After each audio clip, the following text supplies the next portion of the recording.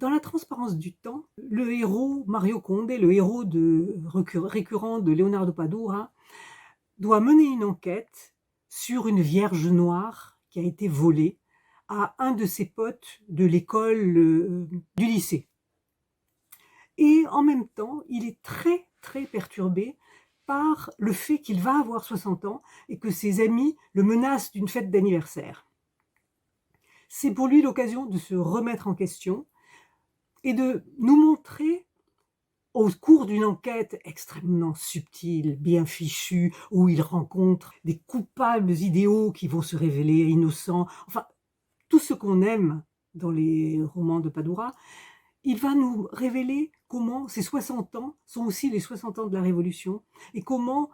son grand amour, la Havane, se transforme et qu'elle a aussi 60 ans de Révolution. Et il nous montre comment la Révolution, ça veut dire aussi revenir sur ses pas, car il va découvrir des quartiers de la Havane qui sont des bidonvilles, qui accueillent des émigrés qui viennent de l'intérieur, du sud de l'île, où bien il y a des quartiers qui sont fortifiés, gardés par des vigiles, où les très riches ont fait leur maison.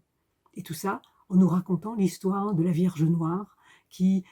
est remontée au fil des siècles dans les mains de plusieurs propriétaires, et il nous a raconté comment elle est passée depuis l'époque de Saint-Louis jusqu'à la guerre d'Espagne, avec des grands corridors dans le temps qui sont un délice absolu. C'est un grand livre, vraiment, de Leonardo Padura. C'est une belle enquête et c'est surtout Mario Condé au sommet de sa gloire.